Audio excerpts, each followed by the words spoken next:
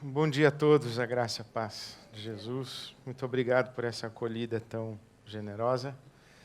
Ao pastor João, irmã Isabel e a todos os irmãos. Eu falo por mim, falo também pelo pastor Levi. Somos juntos pastores na Igreja Batista de Água Branca, em São Paulo, no Brasil. E também somos amigos. O que aprendemos e temos tentado experimentar é essa verdade, que o reino de Deus é um reino de amigos. Então, que o Senhor, que nos chama de amigos, nos abençoe nesse dia, mais uma vez. Amém.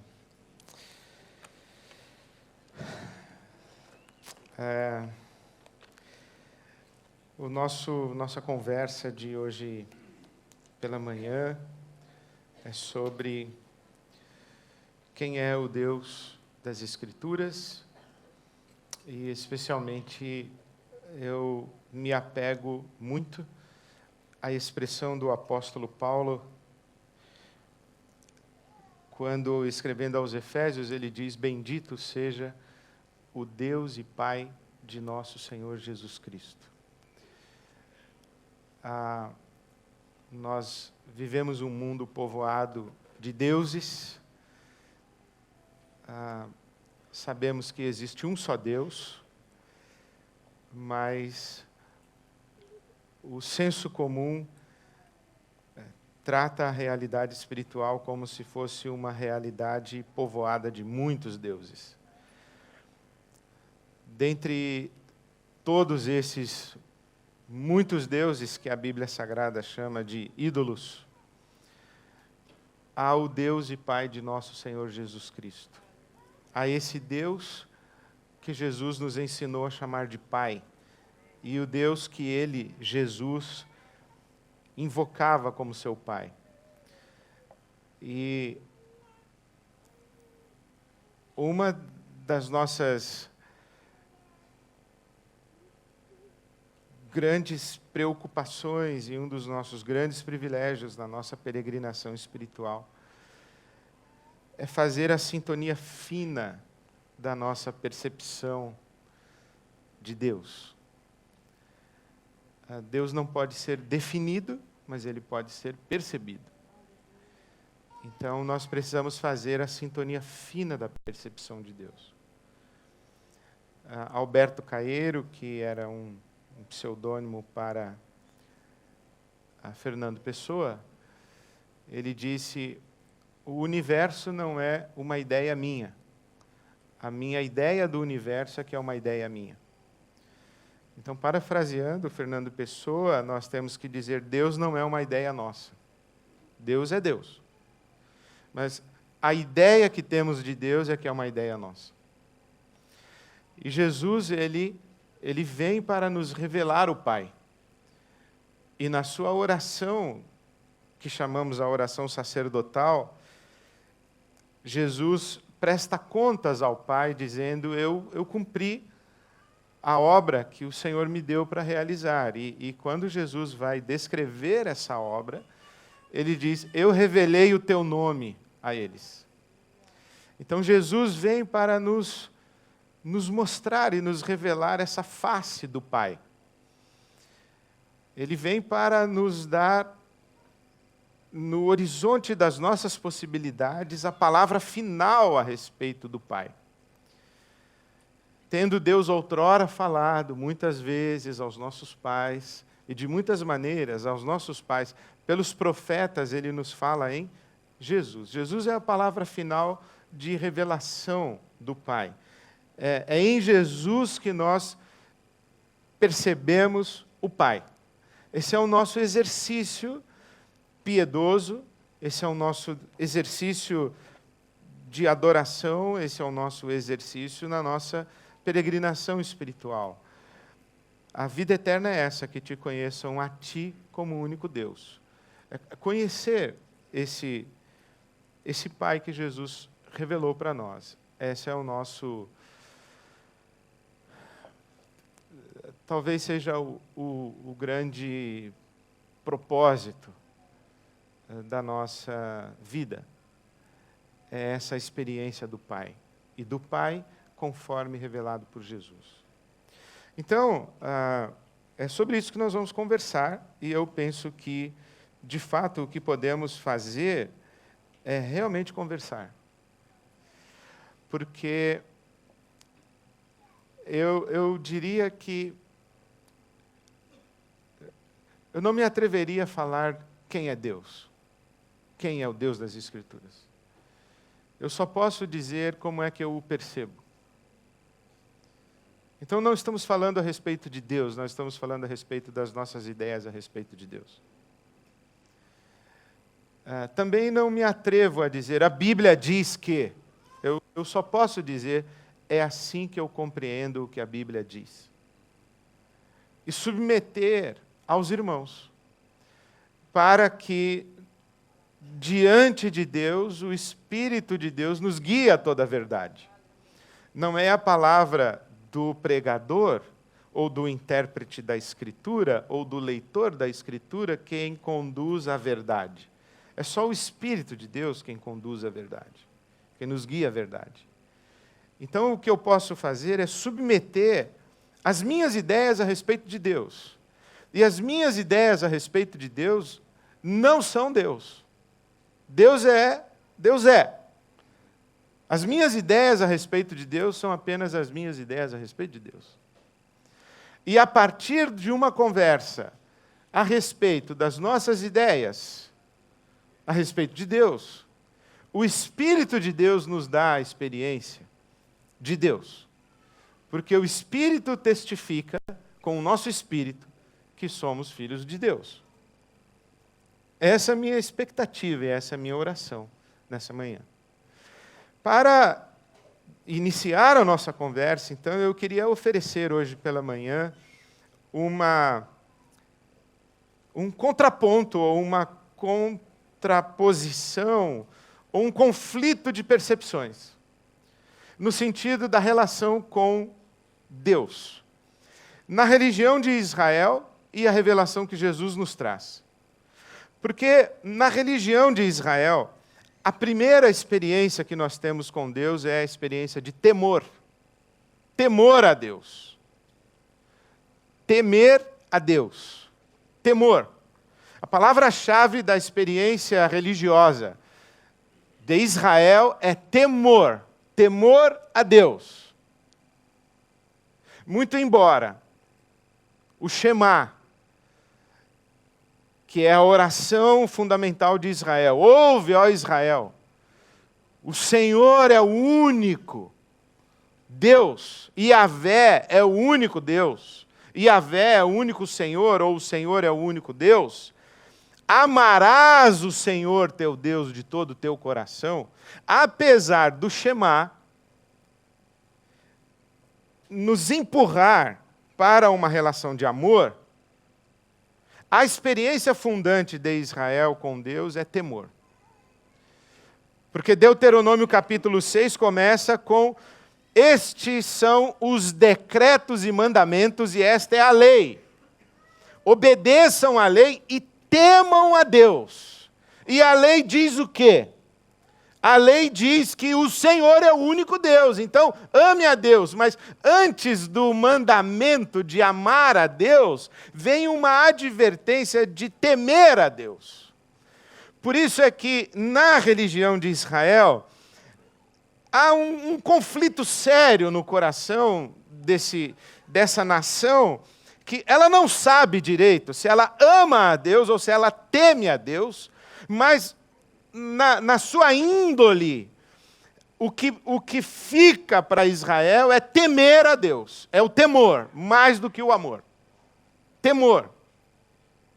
Apesar, por exemplo, de Davi falar: para onde me irei do teu espírito? Se subir ao céu, se descer ao Sheol, se tomar as asas da alvorada.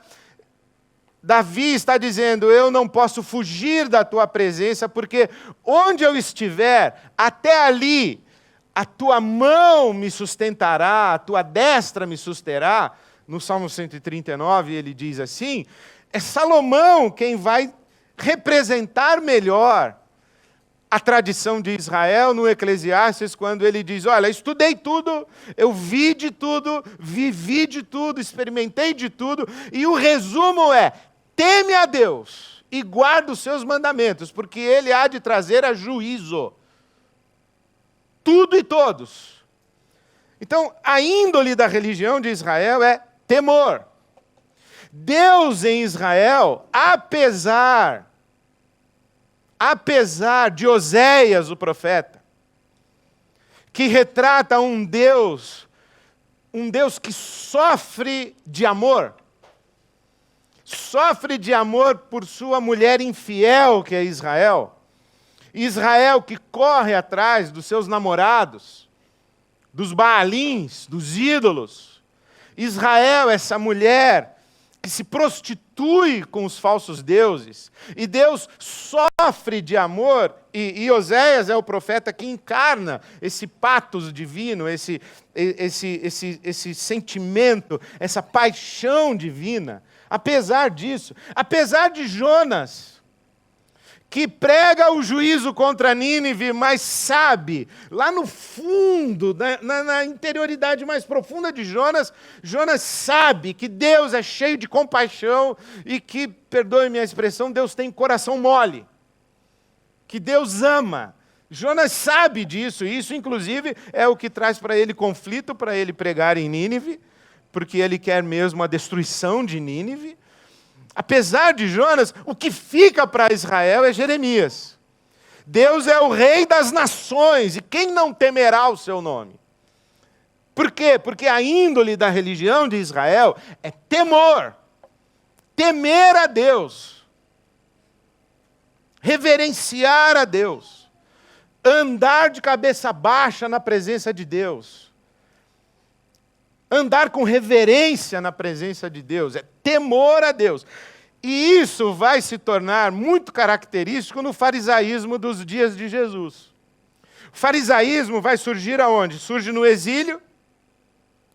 Quando Israel vai para o exílio na Babilônia, disciplinado pela sua idolatria, pela sua feitiçaria, vai porque não obedeceu à lei, não obedeceu os decretos, os mandamentos, e se prostituiu com os Baalins, não teve o temor do Senhor. Então vai para o exílio, vai sob disciplina para o exílio. E lá no exílio, então, surgem estes homens tementes a Deus, piedosos e tementes a Deus, e o que eles fazem? Chamam o povo, e dizem, olha, nós estamos aqui porque fracassamos no temor do Senhor. Então a lei se torna o centro e o coração da experiência religiosa de Israel, ou se renova no exílio, com o fenômeno dos fariseus e na tradição rabínica das sinagogas, o respeito à lei. Os fariseus tinham uma expressão muito interessante, eles usavam a expressão que em inglês é fencing the law. Eles colocavam cercas ao redor da lei. Era mais ou menos o seguinte, a lei mandava jejuar uma vez por ano, e os fariseus diziam, temos que jejuar 2 vezes por semana.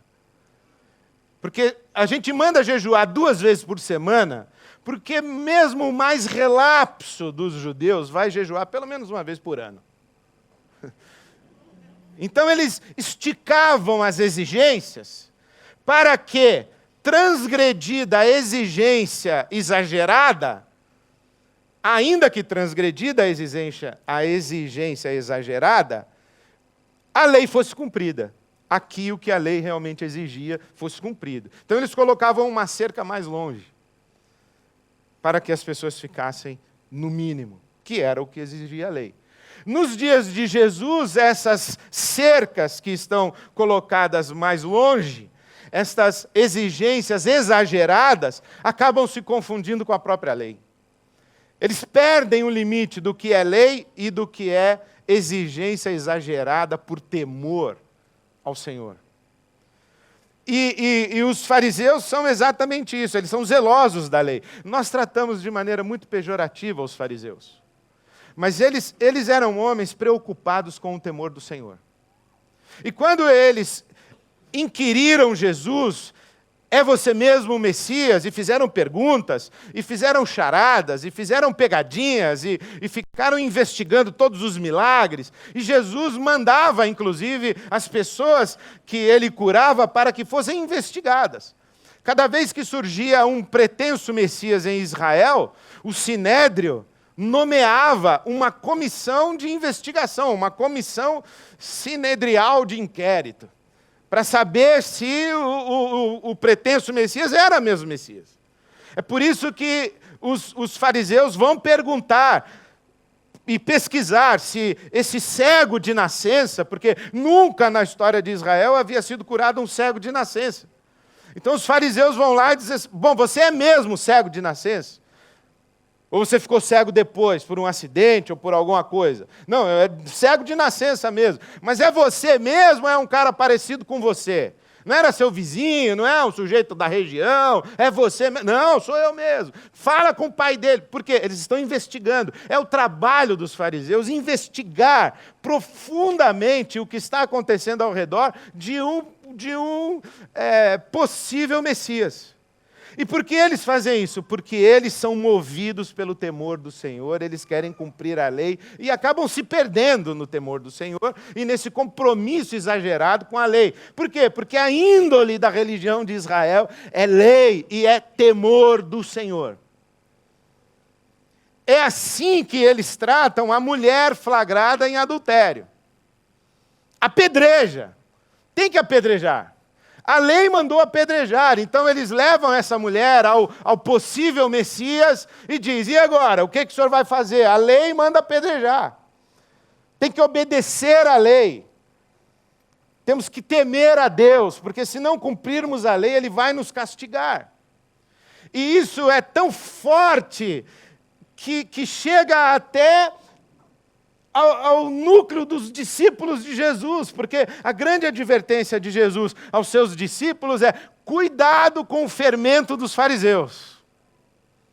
Cuidado com o fermento dos fariseus, porque vocês estão sendo guiados pela lógica farisaica. E onde isso fica muito evidente? Quando Jesus passa por Samaria, o povo não recebe Jesus, e Tiago e João, filhos do trovão, chegam para Jesus e dizem o quê? O senhor quer que a gente mande cair fogo do céu em cima desse pessoal? E Jesus diz, parou, vocês não sabem de que espírito vocês são. O meu pai não é assim. O meu pai não se relaciona desse jeito.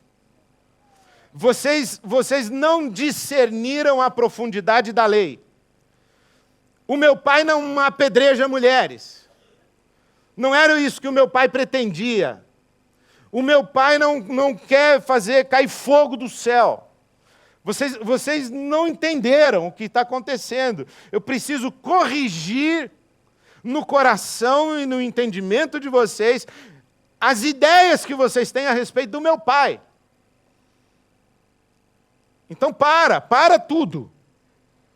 Por quê? Porque a matriz de Jesus não é a lei.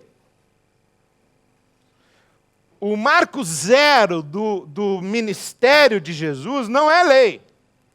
O marco zero do ministério de Jesus é a declaração que se faz ouvir dos céus quando ele está sendo batizado por João Batista.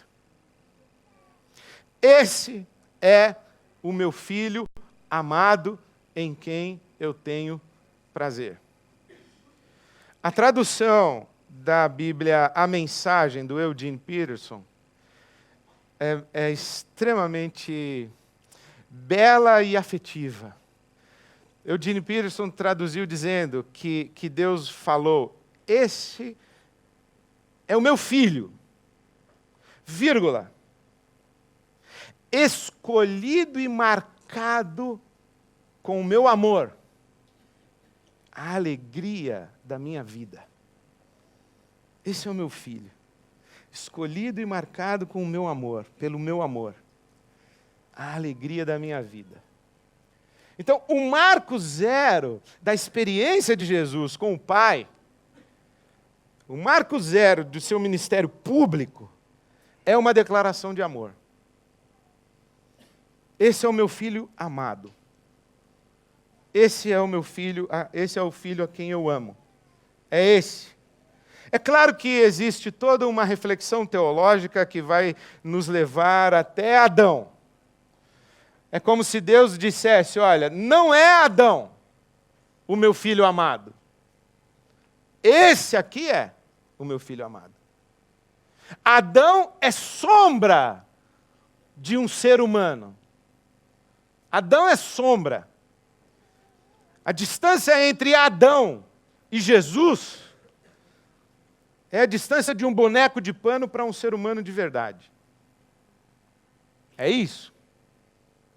Esse aqui é o meu filho amado. Mas essa declaração de amor, que é a primeira coisa que o diabo vai colocar em xeque na tentação. Você é mesmo filho de Deus? Então prove. Transforme pedras em pães. E Jesus diz, nem só de pão vive o homem, mas de toda palavra que procede da boca do Pai, da boca de Deus. E qual foi a palavra que procedeu da boca de Deus? Esse é o meu filho amado em quem eu tenho prazer. Eu não preciso provar para ninguém que eu sou filho de Deus, muito menos para você. Deus já falou, eu sou o filho que Ele ama.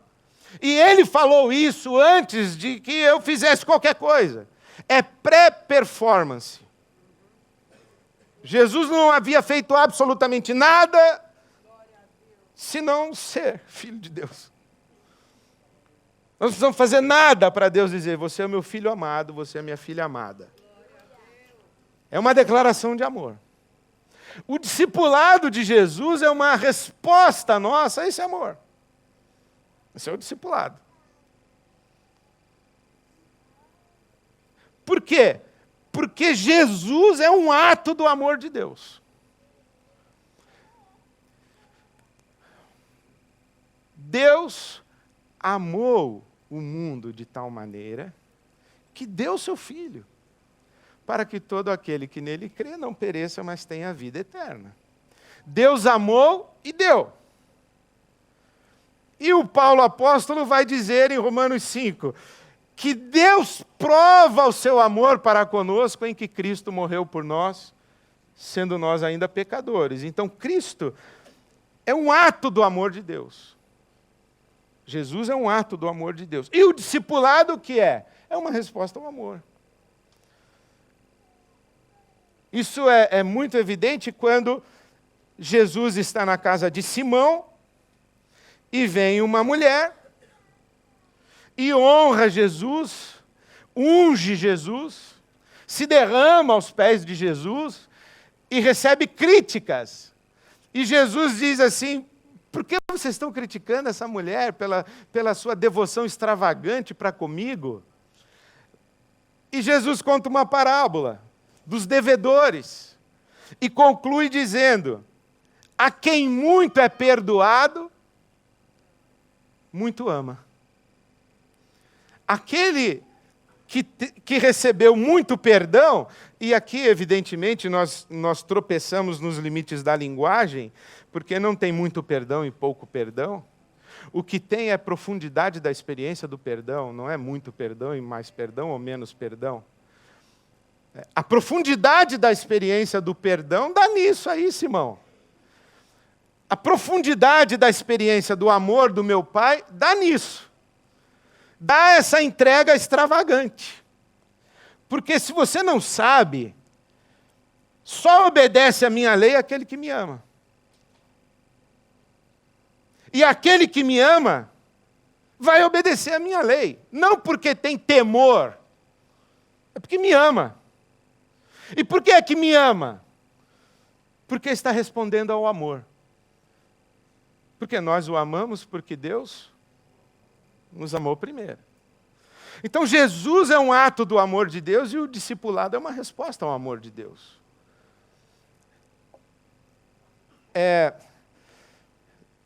Essa experiência esse encontro de amor é que nos sustenta na nossa caminhada com Jesus. Então, o Paulo apóstolo vai dizer o seguinte, que o amor de Cristo nos constrange. Nos constrange a quê? A não vivermos mais para nós mesmos, mas para aquele que nos amou. O amor de Cristo nos constrange. E o que é que nós pensamos? Que se um morreu por todos, logo todos morreram. E ele morreu para quê? Para que aqueles, nós, que antes vivíamos para nós mesmos, deixemos de viver para nós mesmos e passemos a viver para aquele que nos amou. Então, o discipulado, o seguimento de Jesus, é uma resposta ao amor. E é por isso que aquele que ama tem os mandamentos de Deus e diz assim, não são pesados. Não são pesados. É uma velha história muito antiga e conhecida, que tem um hino de um menino que leva nas suas costas o seu irmão e para socorrê-lo, seu irmão moribundo, e vai em busca de socorro e atravessando intempéries e tempo e muito esforço, muito desgaste, e quando ele finalmente encontra socorro, alguém diz para ele, mas como você conseguiu trazer o seu irmão tão pesado? Ele diz, não era pesado, era o meu irmão. Como você conseguiu fazer esse sacrifício por Deus? Não, não é sacrifício. Você não está entendendo, não é sacrifício. O que eu faço pela Silvia, minha mulher, não é sacrifício, é amor. É uma resposta, é uma relação de amor, não é uma relação de obrigação, não é de temor. Eu não tenho que cuidar da minha mulher, porque se eu não cuidar bem, ela vai se encantar por outro homem, ou outro homem vai se oferecer para cuidar dela melhor do que eu, então quem tem cuida, é melhor eu cuidar. Não é por isso que eu cuido bem da minha, é porque eu a amo. É porque eu tenho prazer em estar com ela. É porque eu tenho prazer em me doar e me sacrificar por ela, porque senão não é amor. É alguma outra coisa, pode ser um contrato de conveniência. Um contrato no qual eu vivo fazendo contas de relação custo-benefício. E aí não funciona, nunca vai funcionar. Porque a nossa relação com o nosso Pai não é de temor. A nossa relação com o nosso Pai é de amor. Então, a minha primeira resposta sobre quem é o Deus das Escrituras e quem é o Deus e Pai de nosso Senhor Jesus Cristo Ele é o Deus com quem se tem uma relação de amor. E isso é um escândalo. E é uma grande revelação. E acredito, a maior revelação do Evangelho. Deus é amor. Por quê? Porque tanto para a tradição judaica, quanto para a filosofia grega, Deus não é nada. Deus está acima da categoria do ser alguma coisa. Na verdade, Deus é. Deus é. E só Deus é. Inclusive, na língua hebraica não é possível você dizer eu sou. Eu sou João, eu sou Maria, eu sou Isabel, eu sou Ed René. Não existe essa possibilidade. No hebraico a gente fala que nem Tarzan, mim, Ed René. Porque eu não sou nada, só Deus é. E Deus é, o que Ele é? Ele é o que é. Porque quando eu começo a dizer que Deus é alguma coisa, eu o trouxe para a categoria das coisas existentes. E eu diminuí Deus. Porque quando eu digo Deus é alguma coisa, eu obrigo Deus a funcionar na categoria dessa coisa. Então Deus está fora. E é por isso que porque Ele é o que é, Ele pode fazer com você o que Ele quiser, a hora que Ele quiser, sem dar a você a menor explicação do que Ele fez, porque Ele fez. Porque Ele é Deus. Ele pode esmagar você com o polegar dele a hora que Ele quiser. E Ele pode, inclusive, pegar uma nação inteira e esmagar com o dedo. Porque Ele é Deus, Ele não tem que dar explicação para você. Por que que o Senhor fez o que fez com os amalequitas? Porque eu sou Deus. O Paulo apóstolo, quando está discutindo dentro da lógica judaica em Romanos, ele está dizendo, por que você, criatura, fica retrucando com o Criador? Cala sua boca. Cala sua boca, Ele é Deus. Por que o Senhor gostou mais do Jacó e aborreceu Esaú? Não te interessa, porque Ele é Deus. A você cabe temer a Deus, tenha temor de Deus. Só isso. Aí vem Jesus e diz, parou, não é bem assim.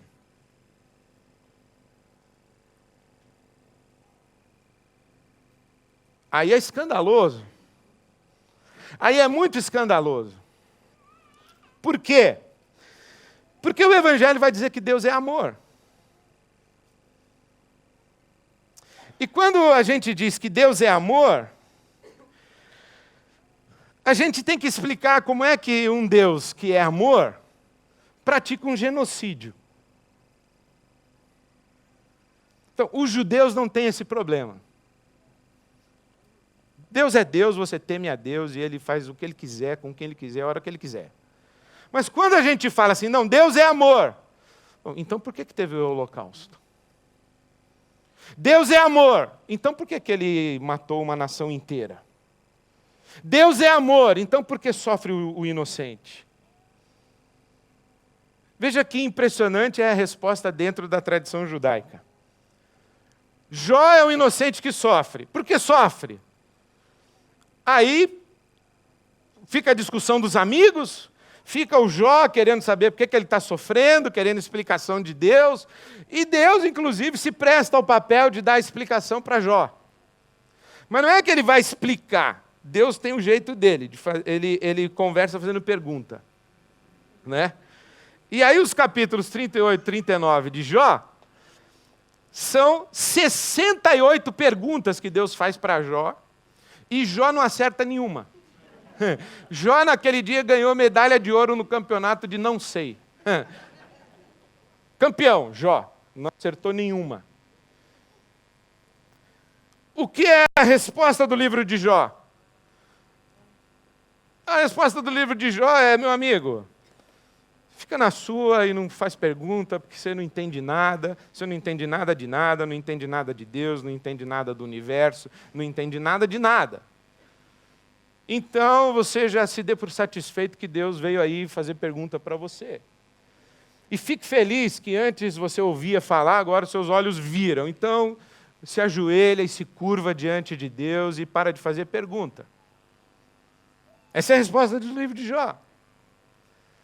Mas aí aparece Jesus dizendo, parou, porque o meu pai é amor. Bom, agora nós temos um problema. Nós podemos reduzir Deus ao amor. Nós podemos trazer Deus para a categoria das coisas existentes. Esse é o escândalo debatido com o Evangelho. A maneira como eu entendi isso é que nós não ontologizamos ou desontologizamos Deus para quem gosta de filosofia.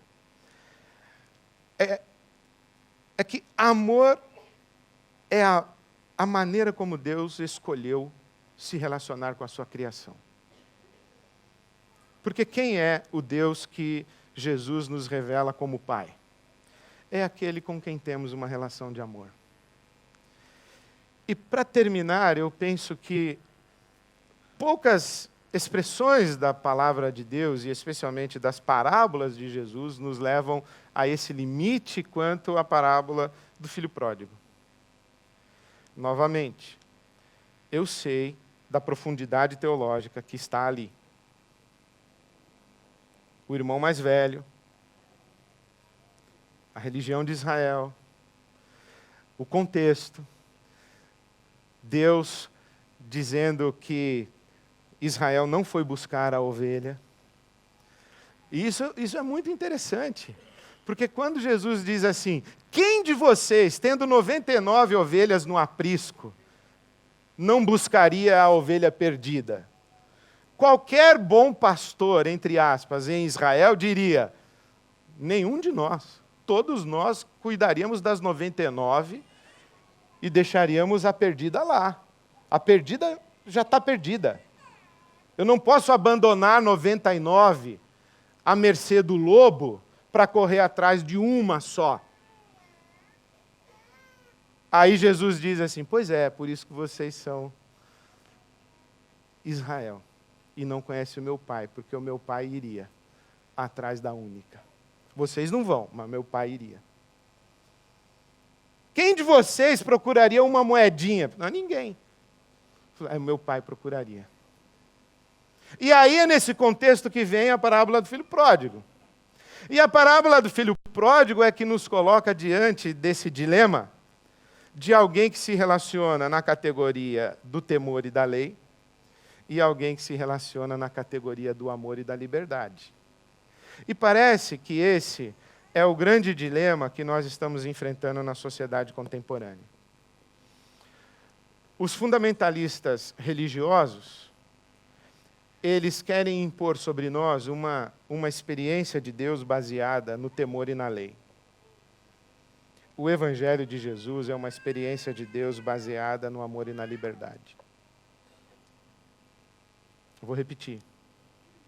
O fundamentalismo religioso é uma experiência de Deus baseada no temor e na lei.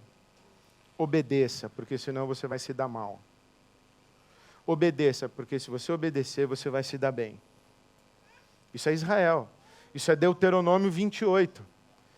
As bênçãos da obediência e as maldições da desobediência. Cumpre a sua obrigação com Deus, que você vai se dar bem. Tema a Deus, tenha temor de Deus e ande dentro da sua lei e dos seus decretos. Essa é uma experiência religiosa. Agora tem a outra experiência religiosa, que é o amor e a liberdade. Onde tem amor, tem que ter liberdade. Porque senão não é amor. E aí eu ofereço aos irmãos, como referência, um teólogo católico chamado François Varrion. E ele diz algo extraordinário. Ele diz assim, Deus não é um todo-poderoso que ama. Deus é um amor todo-poderoso. Falei, preciso pensar melhor nisso e orar um bocado. Deus não é um todo-poderoso que nos ama. Deus é um amor todo-poderoso. A lógica do Varrion é mais ou menos a seguinte. Quem tem todo o poder pode fazer tudo. Mas Deus não é um poder que pode fazer tudo. Deus é um amor todo-poderoso. Na lógica do Varrion, que cai no debate filosófico, mas vamos sair do debate filosófico. Na lógica do Varrion, Deus é um amor todo-poderoso, então ele pode fazer tudo que o amor pode. E o máximo que o amor pode fazer é morrer pela pessoa amada. O Todo-Poderoso se impõe soberanamente e ama os que o amam. E aqueles que não o amam, ele mata e subjuga. Agora, um amor todo-poderoso, ele ama em termos absolutos. E aqueles que não o amam, o que ele faz com eles? Morre por eles.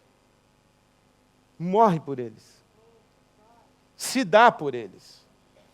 Por isso é que o Deus de Israel é caricaturado como um Deus que mata, para ser soberano e impor-se. E Jesus revela um Deus que morre, e não um Deus que mata.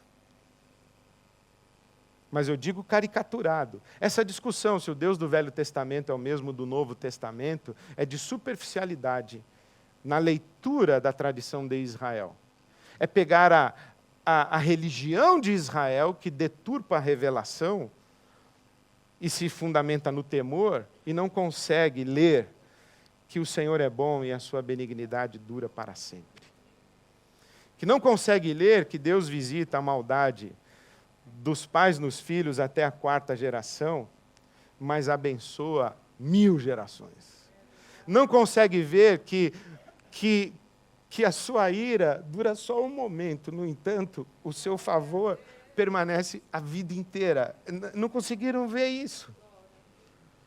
Então a gente constrói uma face de Deus, um Deus que é um poder esmagador e cruel.